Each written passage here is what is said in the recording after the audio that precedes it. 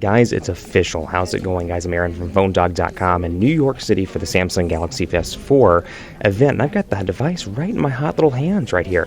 This is the Galaxy S4. Specs-wise, we're looking at a 2,600 milliamp hour battery. You've got a 5-inch 1080p Super AMOLED HD display with 441 pixels per inch. It's an incredible 7.9 millimeters thin with 2 gigabytes of RAM, a 13 megapixel camera with 1080p HD recording, and a 2 megapixel front-facing shooter as well. It's packing Android 4.2.2 with TouchWiz user interface. So you can see overall, at least on the surface, it looks like TouchWiz hasn't changed very much, but Samsung's added a wealth of applications into this device that we'll take a look at in the software hands-on in just a second. But I'll go over some of those pretty quickly with you. But before I do that, take a look at the body here. Obviously, you can see the way it looks. Polycarbonate on the sides here. You got your micro USB charging port at the bottom, your volume rocker on the left side, your power button on the right side, 3.5 millimeter headphone jack up top, and then of course your 13 megapixel camera on the back. So from a design standpoint, it looks very similar, kind of a combination between the Galaxy S3 and the Galaxy Note 2, but again, a ton of stuff under the hood. Just to go over some of the software stuff pretty quickly with you here, and I'll open up the application so you can see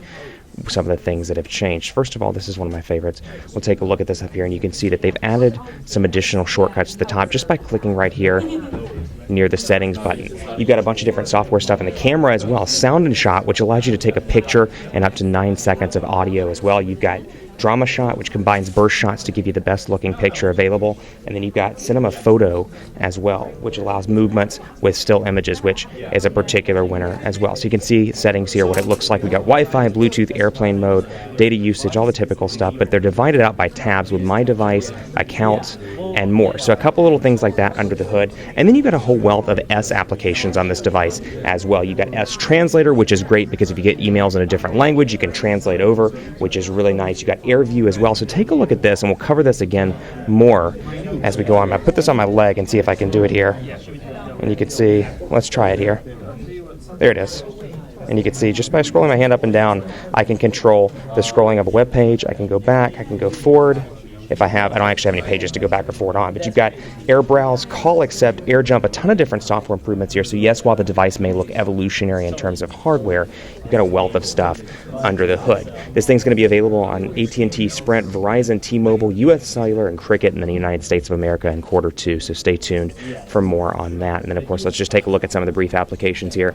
Jenny Kim, for example, all I have to do, and I can learn about direct call. A lot of the features of the Galaxy S3 and the Note 2 coming over here, but I should be able to press and hold. Actually, let me find a preview here. Bear with me, I'm new to this device as well. Let's see what we can find here in the gallery, and I'll go down here and take a look.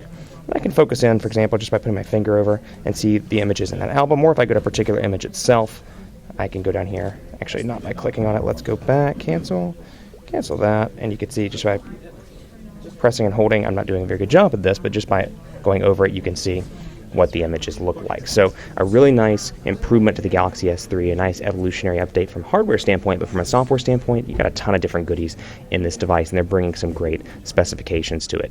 Keep it locked on PhoneDog.com for continuing coverage. Let me know what you think on Twitter at PhoneDog_Aaron, Facebook, Facebook.com/HiAaronBaker, and Google Plus at gplus.to/PhoneDog. Thanks for watching. We'll see you next time.